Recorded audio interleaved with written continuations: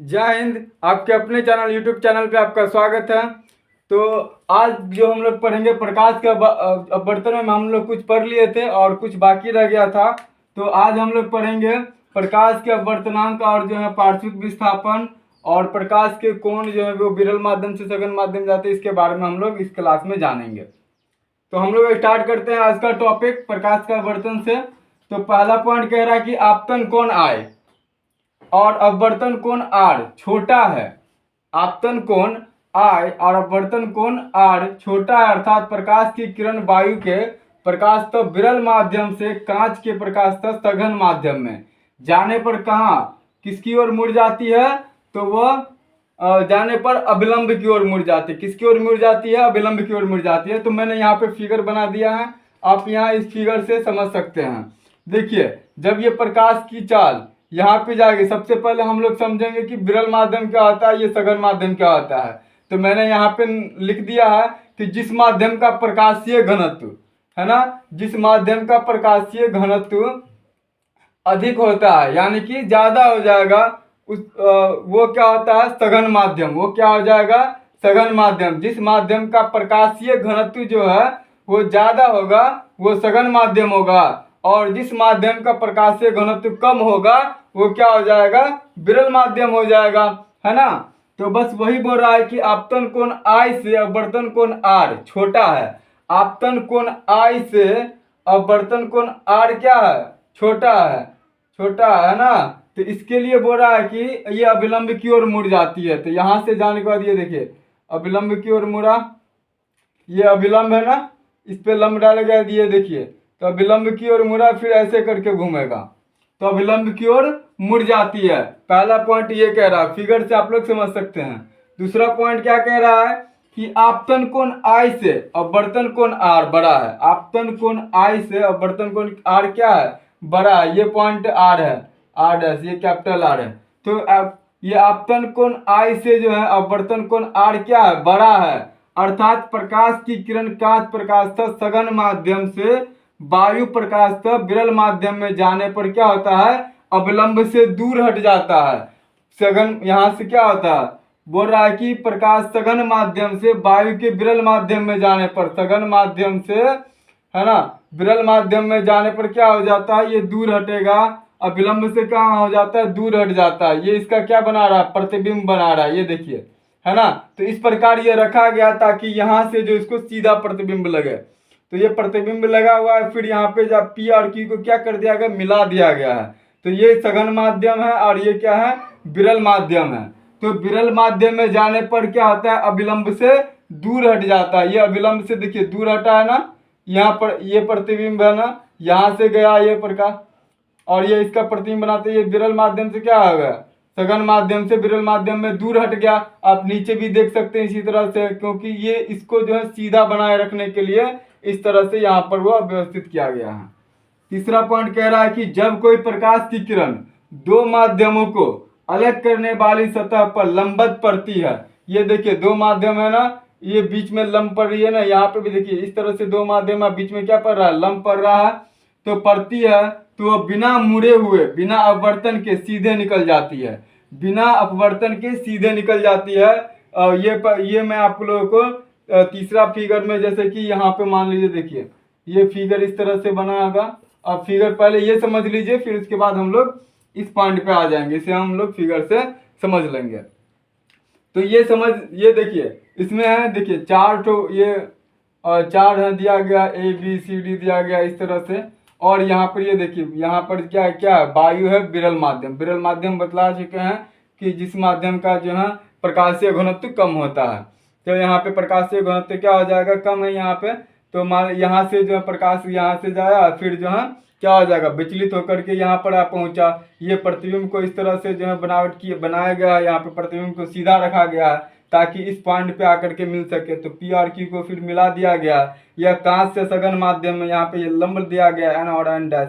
यहाँ पर ये देखिए, यहाँ से आप यहाँ से कोण जो आ रहा है यहाँ पर, तो ये आपतन कोण यहाँ पे प्रावर्त, ये देखिए हो रहा है ना विचलन कोण। तो यहाँ पे ये एंगल बनाया गया, ये भी यहाँ पे दो एंगल बनाता है, ये आर, ये यहाँ पर आर डैश।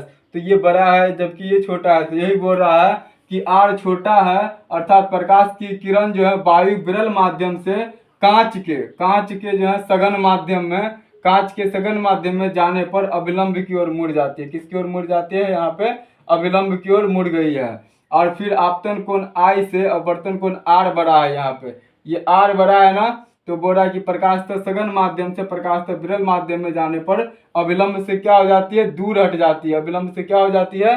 देखिए दूर हट जाती है, ये है ना। तो इस प्रकार से ये दोनों इस फिगर पर पुट होते हैं। अब हम लोग आते हैं तीसरा नंबर, थर्ड पॉइंट। तो इसे मिटा दें, चलिए इसे मिटा देते हैं और हम लोग तीसरे फिगर से समझ लेते हैं।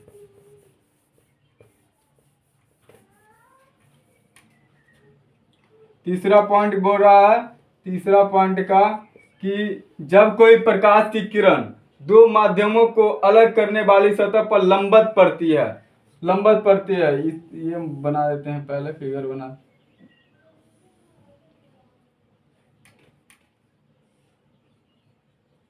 है ना। ये ए हो गया, बी हो गया, डी हो गया, ये सी हो गया। ठीक है, इस तरह से हुआ, समझ में आ गया। इस तरह से फिगर बना लिए, ए बी सी डी, इस तरह से फिगर बना लिए, समझ में आ गया ना। A B C D figure बन गया। अब ये देखिए, यहाँ से जो अगर कोई प्रकाश से जो जाएगा, बोल रहा है कि जब कोई प्रकाश की किरण दो माध्यमों को अलग करने वाले, ये मान लीजिए ये इसको अलग कर रहा है, एक साइड इधर एक इधर, तो दो माध्यमों को अलग करने वाली लंबवत पड़ती हो तो वो बिना मुड़े हुए, यहाँ से देखिए बिना कुछ नहीं मुड़ेगा, तो बिना मुड़े हुए यहाँ से नहीं विचलित हुआ, नहीं मुड़ा है, यहाँ से आप फिगर से देख सकते हैं। तो बोल रहा है कि बिना मुड़े हुए अपवर्तन के सीधे निकल जाती है, सीधे निकल जाते हैं। यही तो यहाँ पे ये विचलन को क्या बोलते हैं? प्रकाश का अपवर्तन बोलते हैं। लेकिन बिना ये नहीं मुड़ा नहीं विचलित हुआ ना, ये तो ये यहाँ से ये क्या हो गया? सीधे निकल गया। ये क्या हो गया? ये तीसरा पॉइंट का एग्जाम्पल होगा। यानी कि जब कोई प्रकाश की किरण दो माध्यमों को अलग करने वाली सतह पर लंबवत पड़ती है, दो माध्यमों को अलग करने पर क्या होती है? लंबवत पड़ रही है ना। तो इसका नाम आप एन या एन डैश लिख सकते हो, या फिर एम या एम, आप एम डैश लिख सकते हो, कोई दिक्कत नहीं है। ठीक है, तो करने वाली सतह पर लंबवत पड़ती हो तो वो बिना मुड़े हुए, अर्थात बिना अपवर्तन के क्या होता है कि सीधे निकल जाती है। बिना अपवर्तन के क्या होता है? वो सीधे निकल जाती है ना। बिना अपवर्तन के सीधे निकल जाती है। अब चौथा पॉइंट क्या बोल रहा है? चौथा पॉइंट बोल रहा है कि पार्श्विक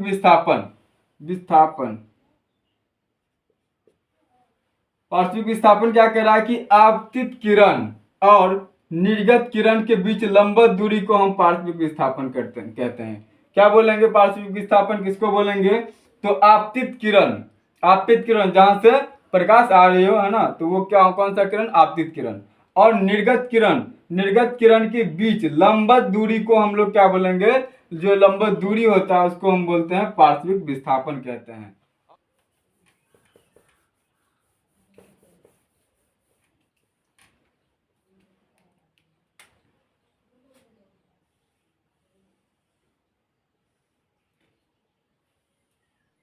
हाँ, तो फिगर आप लोग ध्यान से देख लीजिए।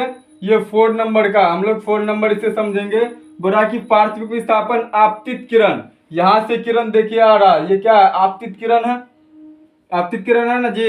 और निर्गत किरण, यहाँ से प्रकाश जो है निकल रहा है, ये क्या है? निर्गत किरण है। तो बोला लंबवत दूरी को हम पार्श्विक विस्थापन कहते हैं, लंबवत दूरी को। तो इन दोनों के बीच में जो लंबवत दूरी है, ये देखिए लंबा ना, तो इन दोनों के बीच में जो दूरी है, ये यहाँ से प्रकाश गुजर रही है यहाँ से, तो इन दोनों के बीच में जो दूरी है वो क्या है? वो है पार्श्विक विस्थापन। क्या है? पार्श्विक विस्थापन। यानी कि यहाँ से प्रकाश आया, यहाँ से विचलित होकर के और यहाँ से निर्गत हो गया। तो ये देखिए यहाँ से प्रकाश, तो ये क्या होगा? ये दोनों के बीच की दूरी, यहाँ दोनों की जो अंतराल यहाँ से यहाँ तक का, तो इसको हम क्या बोलेंगे? पार्श्विक विस्थापन। क्या बोलेंगे? वो पार्श्विक विस्थापन बोलेंगे। समझ में आ गया ना। तो बोला कि पार्श्विक विस्थापन आपतित किरण, जहाँ किरण से निकल रही हो, और निर्गत किरण, जहाँ किरण जो है यहाँ से निकल रही हो, जहाँ आ रही हो और यहाँ से निकल रही हो, तो इसको लंबवत दूरी को, ये लंबवत दूरी है ना, यहाँ से विचलित होकर के यहाँ आ गया ना, तो ये जो दूरी है, जो डिस्टेंस है यहाँ पर, जो दूरी है तो उसको हम क्या बोलेंगे, पार्श्विक विस्थापन कहते हैं। उसको क्या बोल देंगे, पार्श्विक विस्थापन। पांचवा पॉइंट वाले अवर्तनांक है, यानी अवर्तनांक किसको बोलेंगे, तो किसी माध्यम का अवर्तनांक शून्य में प्रकाश की चाल c और उस माध्यम में प्रकाश की चाल cm के अनुपात को कहते हैं। अवर्तनांक किसको बोलते हैं, तो किसी माध्यम का अवर्तनांक जो है, अवर्तनांक जो होता है शून्य में, जीरो में प्रकाश की चाल और उस माध्यम में प्रकाश की चाल के अनुपात को हम लोग क्या बोलेंगे, अवर्तनांक। तो यहाँ से सूत्र दिया गया है, माध्यम का अवर्तनांक क्या हो जाएगा, तो शून्य में प्रकाश की चाल और बट्टे क्या हो जाएगा, उस माध्यम में प्रकाश की चाल। तो शून्य में प्रकाश की चाल तो रहेगा और बट्टे में उस माध्यम में, यानी कि मान लीजिए वायु में हमें निकालना हो तो यहाँ पे लिख देंगे वायु में प्रकाश की चाल। न्यूमेरिकल अगर क्वेश्चन पूछ जाता है कि वायु में प्रकाश की चाल इतना है, शून्य में इतना, तो हम वहां से काट करके आराम से वायु का निकाल देंगे। पानी में पूछ देगा तो शून्य में प्रकाश की चाल बट्टे क्या हो जाएगा, उस माध्यम में प्रकाश की चाल। ये सूत्र है, इसे याद रखिएगा। भी आया है। अब यहाँ पे क्या कर रहा है, यहाँ पे देखिए ये मैंने अवर्तनांक सारा लिख दिया है। ये तरल या ये पदार्थ में है ना, वायु में, पानी में, केरोसिन में, वायु में है, पानी में है, केरोसिन में है, अल्कोहल में है, तारपीन में है, कार्बन डाइऑक्साइड में, बेंजीन में और पिघला क्वार्ट्ज में। इन सबों में क्या अवर्तनांक क्या होगा, तो वायु का अवर्तनांक होता है 1.003। क्या होता है, 1.003। पानी का क्या हो जाएगा सर, पानी का होता है 1.33। पानी का क्या हो जाता है हुआ 1.33। केरोसिन का क्या होता है 1.44। एल्कोहल का 1.36। तारपीन का 1.47। कार्बन डाइऑक्साइड का 1.66। बेंजीन का 1.50 और पिघला क्वार्ट्ज का 1.46 होता है। अब देखो ठोस में क्या हो जाएगा, पदार्थ ठोस में, बर्फ में क्या आ जाएगा अवर्तनांक 1.31 हो जाएगा बर्फ का। और क्राउन कांच का क्या हो जाएगा 1.48 से 1.61 तक, देखिए 1.61 तक। और फिलन कांच का क्या हो जाएगा 1.53 से 1.96 तक, ये आपको याद रखना पड़ेगा। और कनाडा वाल्सम का क्या हो जाएगा 1.53। माणिक्य का क्या हो जाएगा 1.71। नीलम का क्या हो जाएगा 1.77 और सेंधा नमक का क्या हो जाएगा 1.54 और हीरा का क्या हो जाएगा 2.42। यानी कि इन सभी में आप देख रहे हैं कि सबसे ज्यादा जो अवर्तनांक है वो किसका है, हीरा का है, 2.42 है। हीरा का सबसे ज्यादा अवर्तनांक है 2.42 है। अब देखिए सबसे कम किसमें है, वायु में है ना, वायु में 1.003 है, 1.003 और सबसे ज्यादा किसमें है, तो वो हीरा में 2.42 है। समझ में आ रहा है ना। तो ये हम लोग पढ़े थे कि आपतन कोण I और वर्तन कोण R छोटा है तो उसका प्रकाशीय किरण जो है विरल माध्यम से सघन माध्यम में जाने पर वो क्या होता है, मुड़ जाती है।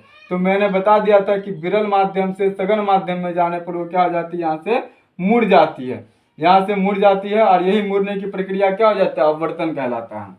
आपतन कोण और अवर्तन कोण R बड़ा होता है तो प्रकाश की किरण कांच सघन माध्यम से विरल माध्यम में जाने पर अविलंब से क्या हो जाती है, दूर हट जाती है। अविलंब से क्या हो रहा है, दूर हट जाती है। जब कोई प्रकाश की किरण दो माध्यमों में अलग करने वाले सतह पर लंबवत पड़ती है, ये बीच में सीधे लंबवत पड़ेगा, दो अलग कर रहा है, ये इसको अलग कर रहा है, ये इसको अलग कर रहा है, तो बिना मुड़े हुए वो अब क्या हो जाता है, सीधे निकल जाता है, सीधे निकल जाएगा ये इस तरह से, है ना। ये मान लो ये है तो इस तरह से निकल जाएगा सीधे, तो ये माध्यम तो सीधे निकल जाता है, ये विचलित नहीं होगा। पार्श्विक विस्थापन यानी कि आपतित किरण और निर्गत किरण, आपतित किरण और यहाँ से किरण जो निकल रहा है, इन दोनों की लंबवत को हम लोग क्या बोलेंगे, लंबवत दूरी को, ये जो दूरी है उसको बोलेंगे पार्श्विक विस्थापन। अवर्तनांक तो किसी माध्यम में अवर्तनांक शून्य में प्रकाश की चाल, 0 में प्रकाश की चाल और उस माध्यम में प्रकाश की चाल के अनुपात को हम लोग क्या बोलेंगे, हम लोग बोलते हैं अवर्तनांक। यानी कि शून्य में प्रकाश की चाल और उस माध्यम में प्रकाश की चाल के अनुपात को माध्यम का अवर्तनांक बोलेंगे। अब देखो इस तरह से हम लोग सभी का फॉर्मूले के अकॉर्डिंग जो है सभी का, वायु का, पानी का, केरोसिन का हम आराम से निकाल सकते हैं। अगर हम यहाँ पे शून्य में प्रकाश की चाल दिया रहेगा और वायु में प्रकाश की चाल पता रहेगा तो हम आराम से इसको कैलकुलेशन करके भाग दे करके निकल जाएगा ये वायु का। ठीक है, समझ में आ गया ना आप लोगों को। चलिए फटाफट से अब हम एक पॉइंट और आप लोगों को बता देते हैं, अपेक्षित अवर्तनांक।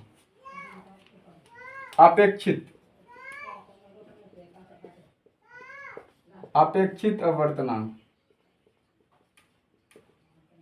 को हम लोग क्या बोलेंगे? अपेक्षित। दो माध्यमों को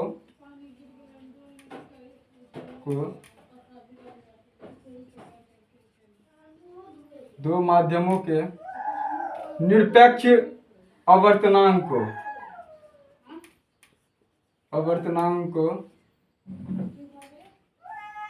अपेक्षित अवर्तनांक कहते हैं। अपेक्षित अवर्तनांक कहते हैं। अपेक्षित अवर्तनांक किसको बोलेंगे? तो दो माध्यमों को निरपेक्ष अवर्तनांक को क्या बोलेंगे? अपेक्षित अवर्तनांक। ठीक है, तो इस प्रकार मैंने आज ये क्लास में आप लोगों को बहुत आसान से समझ में आ गया होगा और सारा फिगर के अकॉर्डिंग मैंने आप लोगों को समझा दिया। तो आई होप आपको ये वीडियो बहुत ही हेल्पफुल लगा होगा बोर्ड एग्जाम के लिए। तो आप निश्चिंत रहे, इसी तरह से मैं आप लोगों के लिए हमेशा वीडियो लाऊंगा। बस वीडियो पे लाइक कीजिएगा अगर अच्छा लगे तो, और जो नए हैं चैनल को सब्सक्राइब जरूर कर दीजिएगा। तो धन्यवाद, अगले वीडियो में मिलेंगे, तब तक के लिए जय हिंद।